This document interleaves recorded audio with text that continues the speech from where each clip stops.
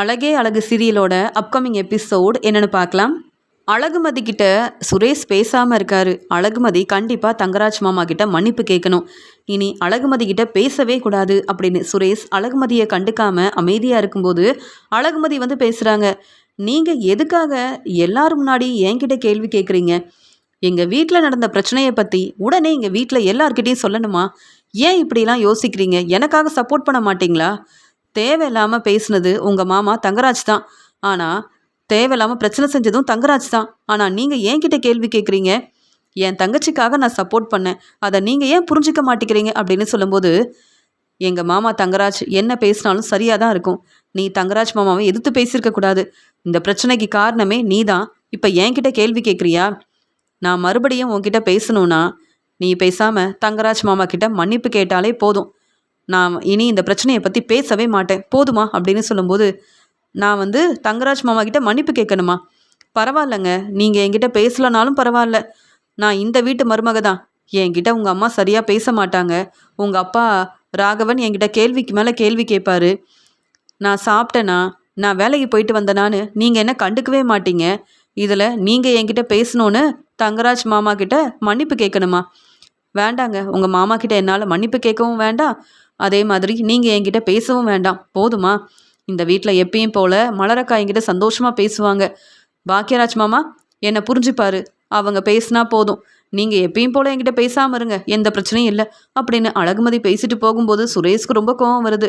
நான் எவ்வளவோ சொல்கிறேன் தங்கராஜ் மாமா கிட்ட, நீ மன்னிப்பு கேட்டால் போதும், வீட்டில் என் அம்மா அப்பான்னு எல்லாரும் சந்தோஷப்படுவாங்கன்னு சொல்கிறேன். நான் என்ன சொல்கிறேன்னு அழகுமதி என்னை புரிஞ்சுக்கவும் மாட்டிக்கிறா, என் பேச்சை கேட்கவும் மாட்டிக்கிறா அப்படின்னு அழகுமதி மேலே ரொம்ப கோவமாக இருக்காரு சுரேஷ். இங்கே கிச்சனுக்கு வந்த அழகுமதி சொல்கிறாங்க, மலரக்கா உங்களுக்கு நாளைக்கு பிறந்த நாள், அதனால் கண்டிப்பாக ஸ்வீட்டெல்லாம் ஏற்பாடு செய்யணும், உங்களுக்கு கேக்கெல்லாம் வாங்கணும் அப்படின்னு சொல்லும்போது, அழகுமதி நீ என்ன இப்படிலாம் பேசிகிட்டு இருக்க? அத்தைக்கும் மாமாவுக்கும் இங்கே என்னுடைய பிறந்தநாளை கொண்டாடணும்னு நீ பேசிகிட்டு இருக்கன்னு தெரிஞ்சா மறுபடியும் தேவையில்லாமல் கேள்வி கேட்பாங்க, பிரச்சனை செய்வாங்க. இப்போ தான் உங்கள் வீட்டுக்கு போயிட்டு வந்திருக்கோம். ஏற்கனவே இங்கே வந்து நீ தங்கராஜ் அண்ணனை எதிர்த்து பேசிட்டேன்னு வீட்டில் எல்லாரும் உன் மேலே ரொம்ப கோவமாக இருக்காங்க.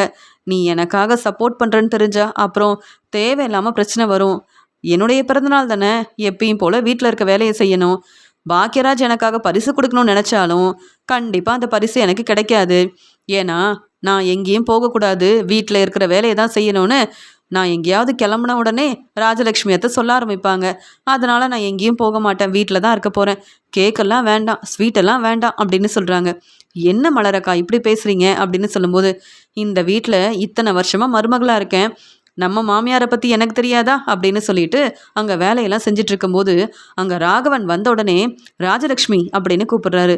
என்னாச்சுங்க அப்படின்னு கேட்கும்போது, தங்கராஜ் மாப்பிள்ளை கிட்டே பேசினேன். தங்கராஜ் மாப்பிள்ளை எவ்வளோ மனசு வேதனைப்படுறாரு தெரியுமா? எல்லாரும் முன்னாடியும் அழகுமதி நம்ம வீட்டு மாப்பிள்ளை தங்கராஜை எதிர்த்து பேசும்போது எப்படி பொறுமையாக இருக்க முடியும்?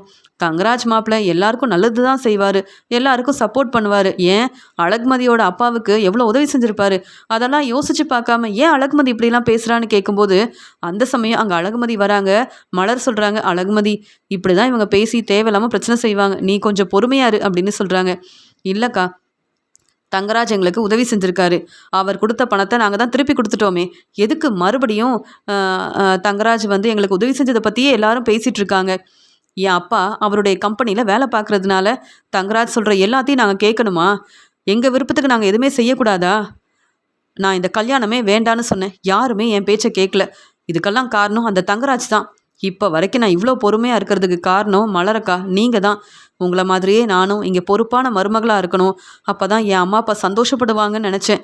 ஆனால் என் தங்கச்சியை பற்றி பேசும்போது, என் தங்கச்சிக்கிட்ட கேள்வி கேட்கும்போது எப்படி என்னால் பொறுமையாக இருக்க முடியும்னு இங்கே அழகுமதி சொல்லும்போது உடனே மலர் சொல்கிறாங்க, நீ பேசுனது எல்லாமே சரிதான், உன்னுடைய தங்கச்சிக்காக நீ சப்போர்ட் பண்ணியிருக்க. ஆனால் என்னுடைய அம்மாவுக்காகவும் என் தம்பிக்காகவும் என்னால் என்றைக்குமே இந்த வீட்டில் சப்போர்ட் பண்ண முடியாது, யாரும் என்னை புரிஞ்சுக்கவும் மாட்டாங்க. நீ பேசுனது எல்லாமே சரிதான். என்ன இவங்க இந்த வீட்டில் இருக்க எல்லாருமே இந்த வீட்டு மாப்பிள்ளை தங்கராஜுக்கு தான் சப்போர்ட் பண்ணுவாங்க, தங்கராஜ் பேசுகிறது எல்லாமே சரின்னு சொல்லுவாங்க. அதனால் நம்ம என்ன பேசினாலும் அவங்க யாரும் புரிஞ்சிக்க மாட்டாங்க.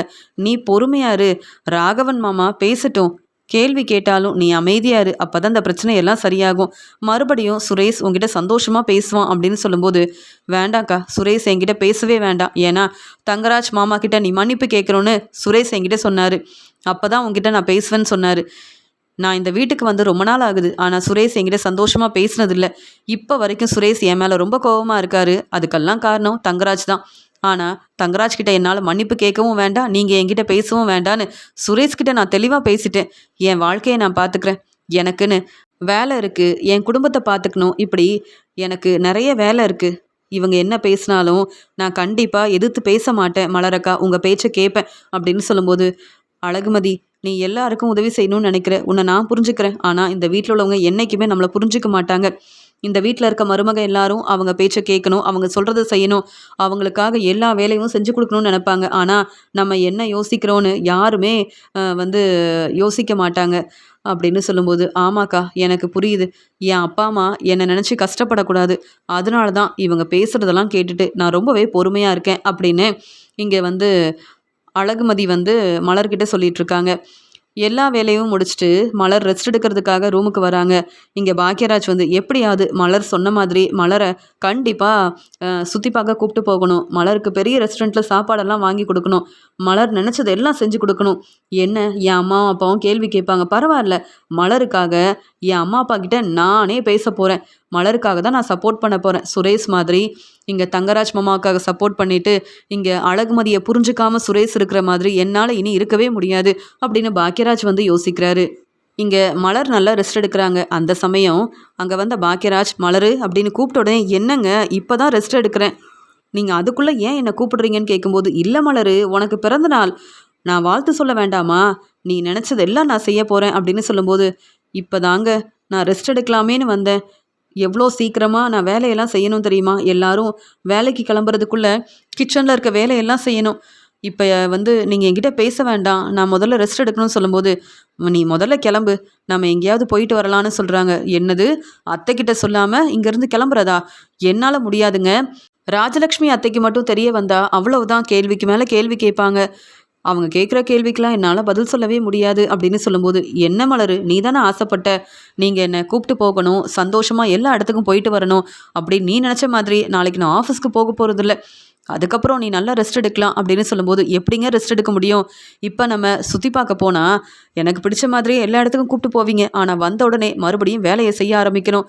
வரதுக்கு நேரம் ஆயிடுச்சுன்னா அப்புறம் அத்தை கேள்வி கேட்பாங்க. எல்லாருக்கும் நான் தான் சாப்பாடெல்லாம் எடுத்து வைக்கணும், சாப்பாடெல்லாம் செய்யணும். வீட்டில் இருக்க எல்லா வேலையும் நான் தான் பொறுப்பாக பார்த்துக்கணும். அதனால் நீங்கள் அமைதியாக இருங்க அப்படின்னு சொல்லும்போது, அங்கே வந்து உனக்கு பரிசு கொடுக்கணும்னு நினச்சேன் அப்படின்னு சொல்லும்போது, வேண்டாங்க, எனக்கு எந்த பரிசும் வேண்டாம். நான் நிம்மதியாக ரெஸ்ட் எடுக்கணும்.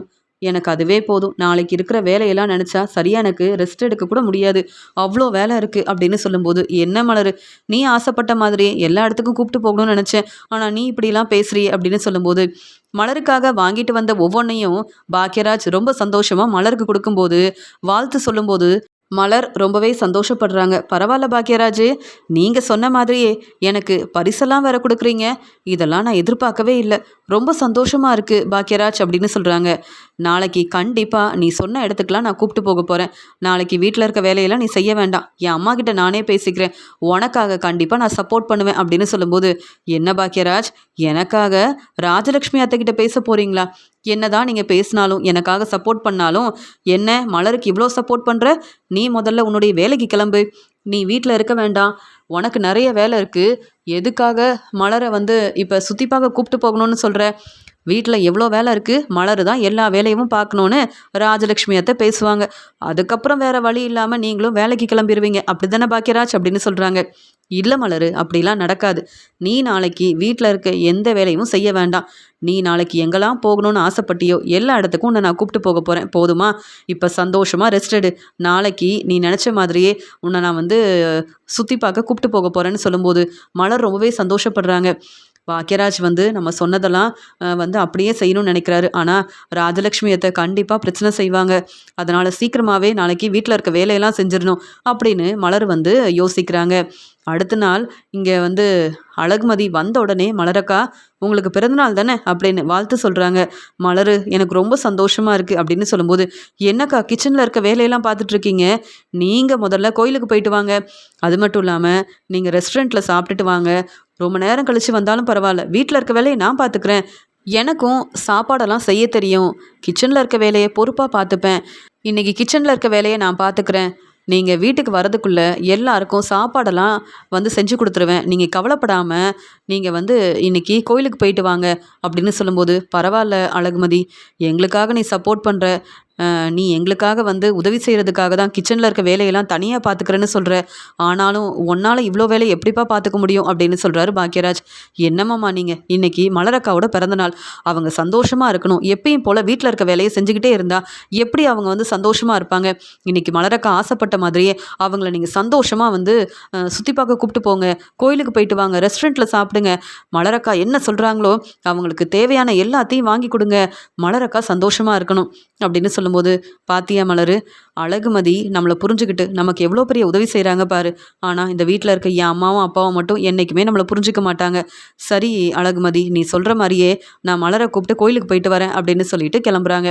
அந்த சமயம் அங்கே ராஜலக்ஷ்மி வந்து, என்ன இந்த அழகுமதி மலர்கிட்ட இவ்வளோ நேரம் பேசிகிட்டு இருக்கா, அப்படி மலர் எங்கே தான் கிளம்புறா, ஒன்றுமே புரியலையே அப்படின்னு யோசிக்கும்போது, அழகுமதி வந்து சொன்ன மாதிரியே மலரும் பாக்கியராஜும் சந்தோஷமாக கோயிலுக்கு கிளம்புறாங்க.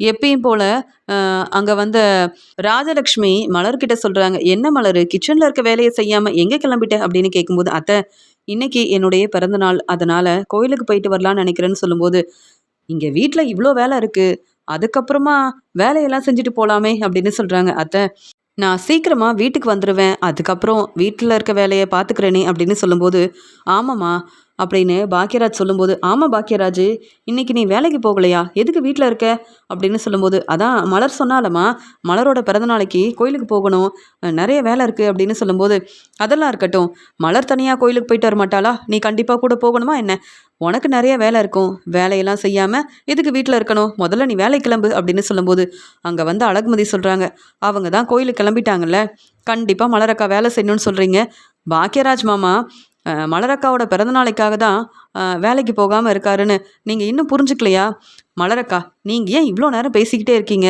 நீங்கள் கோயிலுக்கு போகிறீங்கன்னு இப்போ ராஜலக்ஷ்மி அத்தைக்கு தான் தெரியுமே, அப்புறம் என்ன மறுபடியும் பேசிக்கிட்டே இருக்கீங்க, நீங்கள் கிளம்புங்க, சந்தோஷமாக கிளம்புங்க அப்படின்னு சொல்லும்போது, சரி அழகுமதி அம்மா நாங்கள் கிளம்புறோம், சீக்கிரமாக வந்துடுவோம் அப்படின்னு சொல்லும்போது, ஆமாம் மலர் கோயிலுக்கு போகட்டும்னு நீ சொல்கிற, ஆனால் கிச்சனில் இருக்க வேலையெல்லாம் யார் பார்க்குறது, எங்களுக்கு யார் சமைச்சு கொடுக்குறது, வீட்டில் இருக்க வேலையை யார் பார்த்துக்கிறதுன்னு ராஜலக்ஷ்மி சொல்லும்போது, இன்றைக்கி நான் தான் உங்களுக்கு சமைச்சு கொடுக்க போகிறேன், எனக்கு மலரக்கா மாதிரி ரொம்ப ருசியாக சமைக்க தெரியாது, ஆனால் கண்டிப்பாக உங்களுக்கு சமைச்சு கொடுப்பேன், வீட்டில் இருக்க வேலையை நான் பார்த்துக்கிறேன், மலரக்கா சந்தோஷமாக போயிட்டு வரட்டும், ஏன் எப்போ பார்த்தாலும் மலரக்கா வேலை செய்யணும்னு ஏதாவது ஒரு வேலையை சொல்லிக்கிட்டே இருக்கீங்க, நானும் இந்த வீட்டு மருமக தான், என்னால் முடிஞ்ச அளவு உங்களுக்கு சமைச்சு கொடுப்பேன், நீங்கள் கேள்வி கேட்காம அமைதியாக உங்கள் ரூமில் ரெஸ்ட் எடுங்க, நான் சமைச்சு முடிச்சுட்டு என் வேலையெல்லாம் செஞ்சுட்டு உங்களை வந்து சாப்பிட கூப்பிட்றேன், அது வரைக்கும் என்கிட்ட தேவையில்லாமல் பேசாதீங்க அப்படின்னு சொல்லும்போது, மலர் ரொம்ப சந்தோஷமாக அழகுமதி இப்படி சப்போர்ட் பண்ணி பேசுகிறதால ரொம்ப சந்தோஷமாக அங்கேருந்து கிளம்பி போகிறாங்க.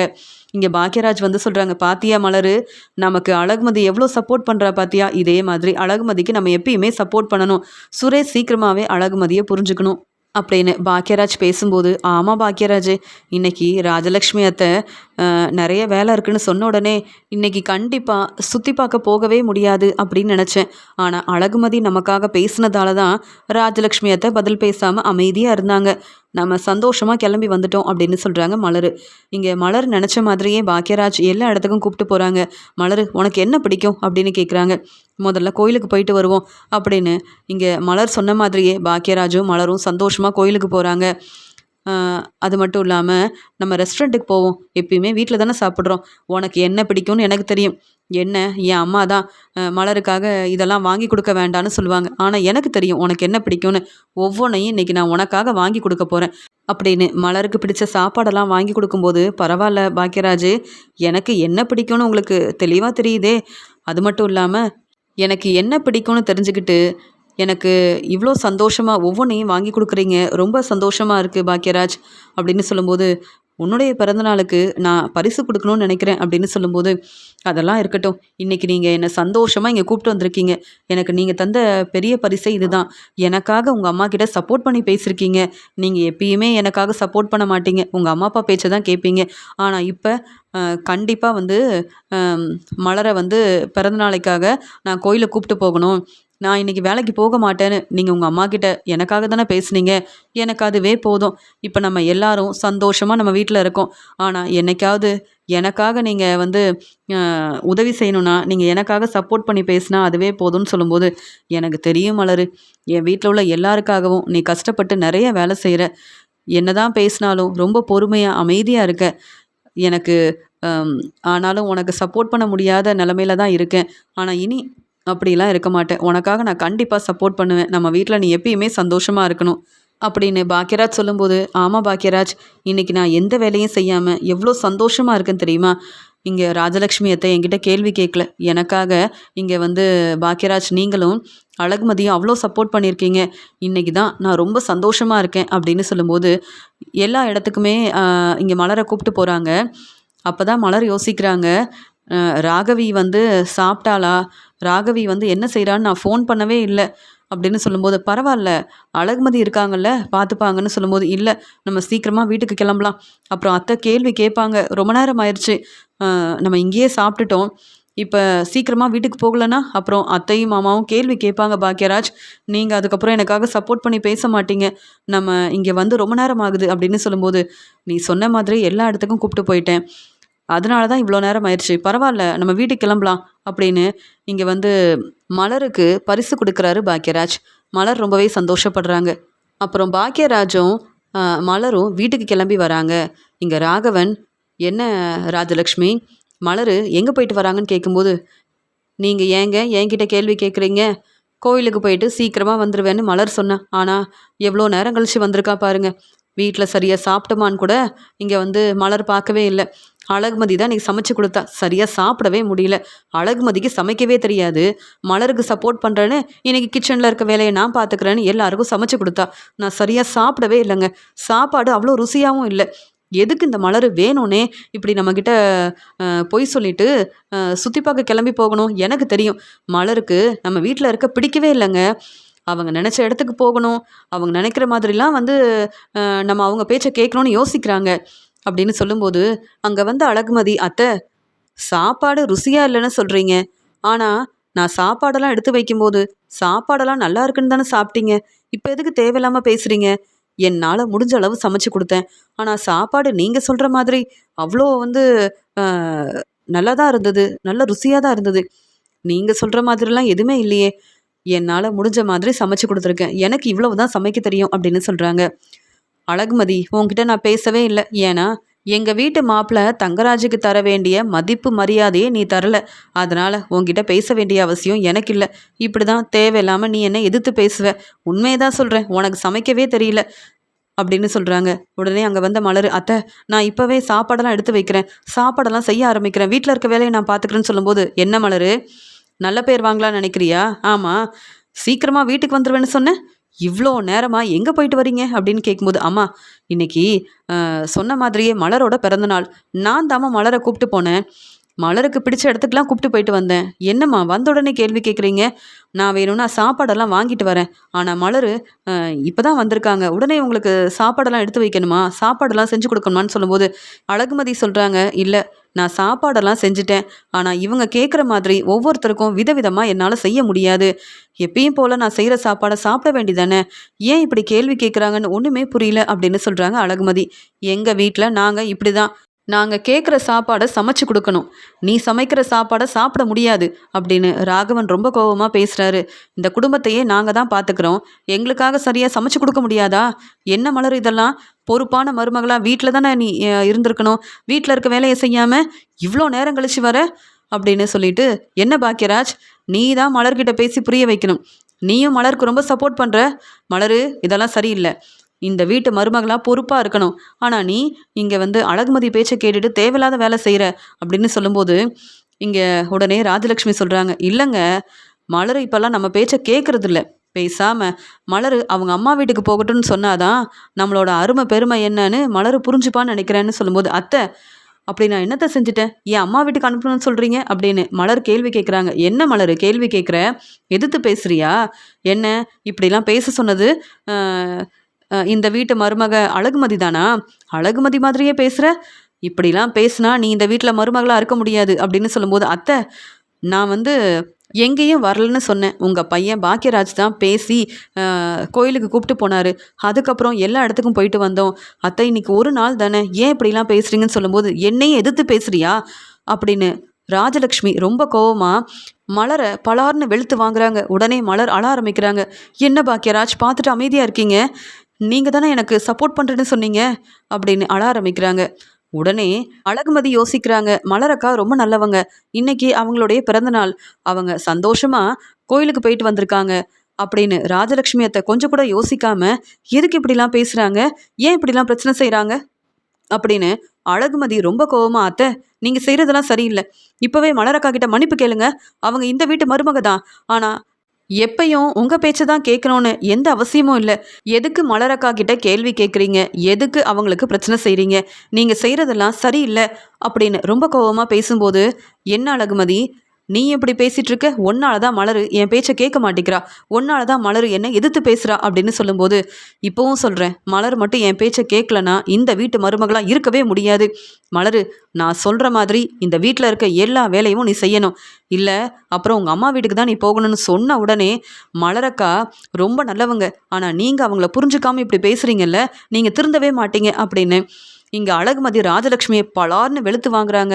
இங்கே உடனே பாக்கியராஜ் வந்து அழகுமதி அப்படின்னு சொல்கிறாங்க. பாக்கியராஜ் மாமா நீங்கள் தான் மலரக்காவுக்காக சப்போர்ட் பண்ணியிருக்கணும், ஆனால் ஏன் அமைதியாக இருக்கீங்க அப்படின்னு சொல்லும்போது, பார்த்தீங்களா இந்த அழகுமதி இப்படி தேவையில்லாத வேலையை செஞ்சுட்டா. பார்த்தீங்களா எனக்கு இந்த வீட்டில் கிடைக்கக்கூடிய மதிப்பு மரியாதை என்றைக்குமே கிடைக்காது. இனி மலரும் வந்து என் பேச்சை கேட்கவே மாட்டா அப்படின்னு ராஜலக்ஷ்மி அழ ஆரம்பிக்கிறாங்க. அத்தை நாங்கள் பொறுப்பான மருமகளாக தான் இருக்கோம். நீங்கள் தான் கொஞ்சம் கூட எங்களை புரிஞ்சுக்காம தேவையில்லாமல் பேசி பிரச்சனை செய்கிறீங்க. அத்தை தேவையில்லாமல் இப்படிலாம் பேசாதீங்க அத்தை. இந்த பிரச்சனைக்கு காரணமே நீங்கள் தான் அத்தை அப்படின்னு மலருக்காக சப்போர்ட் பண்ணுறாங்க அழகுமதி. அழகுமதி இங்கே இப்படிலாம் பேசும்போது பதில் பேச முடியாமல் தலை குனிஞ்சு நிற்கிறாங்க ராஜலக்ஷ்மி. ராஜலக்ஷ்மி மேலே ரொம்பவே கோபமாக இருக்காங்க அழகுமதி.